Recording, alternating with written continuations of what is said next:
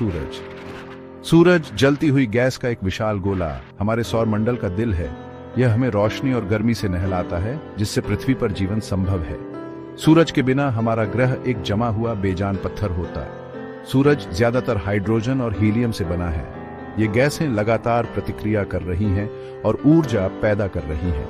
यह ऊर्जा प्रकाश और गर्मी के रूप में पृथ्वी तक जाती है। जैसा कि हम जानते हैं कि सूर्य की ऊर्जा के बिना जीवन का अस्तित्व नहीं होता। पौधे प्रकाश संश्लेषण के लिए इसका इस्तेमाल करते हैं, जिससे हमें सांस लेने के लिए ऑक्सीजन मिलती है। यह हमारे मौसम के पैटर्न को चलाता है और हमारे ग्रह को गर्म रखता है। सूरज वास्तव में हमारे सौर मंडल की जीवन रेखा है। सूरज लगभग 4.6 अरब साल पुराना है। यह अपने अपेक्षित जीवन काल का लगभग आधा है। वैज्ञानिकों का अनुमान है कि यह और 5 अरब साल तक जीवित रहेगा। हमारी तरह तारों का भी एक जीवन चक्र होता है। वे पैदा होते हैं, जीते हैं और अंततः मर जाते हैं। हम उल्कापिंडों का अध्ययन करके सूर्य की आयु का पता लगा सकते हैं। यह अंतरिक्ष चट्टानें लगभग उसी समय बनी जब सूर्य बना था। उनके रेडियोधर्मी तत्वों का विश्लेषण करके वैज्ञानिक उनकी उम्र की गणना कर सकते हैं, जिससे हमें सूर्य की उम्र के बारे में सुराग मिलते हैं। सूर्य वर्तमान में अपने मुख्य अनुक्रम चरण में है, एक स्थिर अवधि जहां यह अपने कोर में हाइड्रोजन को हीलियम में बदलता है। इस प्रक्रिया से भारी मात्रा में ऊर्जा निकलती है, जो सूर्य को शक्ति प्रदान करती है, लेकिन यह हमेशा के लिए नहीं रहेगा। सूर्य परमाणु संलयन के माध्यम से ऊर्जा उत्पन्न करता है।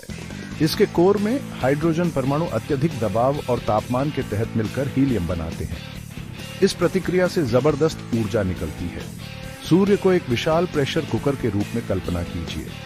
गुरुत्वाकर्षण सभी गैस को अंदर की ओर खींचता है, जिससे कोर में अत्यधिक दबाव और गर्मी पैदा होती है।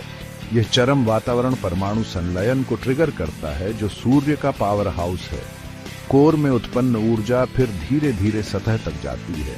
इस यात्रा में लाखों साल लगते हैं। अंत में यह प्रकाश और गर्मी के रूप में अंतरिक्ष में निकल जाती है और हम तक यहाँ पृथ्वी पर पहुंचती है। संलयन की यह प्रक्रिया एक नाजुक संतुलन है।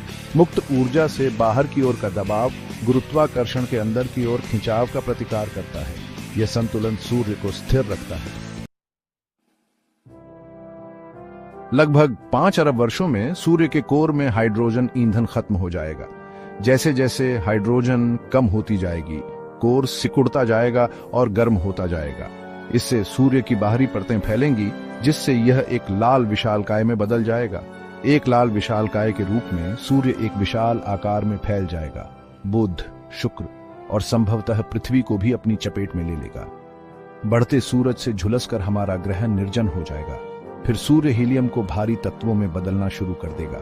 यह चरण इसके मुख्य अनुक्रम चरण की तुलना में कम अवधि तक चलेगा। अंततः सूर्य अपनी बाहरी परतों को छोड़ देगा, जिससे एक गर्म घना कोर निकलेगा, जिसे सफेद बौना कहा जाता है। सफेद बौना धीरे धीरे ठंडा होगा और अरबों वर्षों में फीका पड़ जाएगा, जो हमारे सूर्य के जीवन के अंत का प्रतीक है।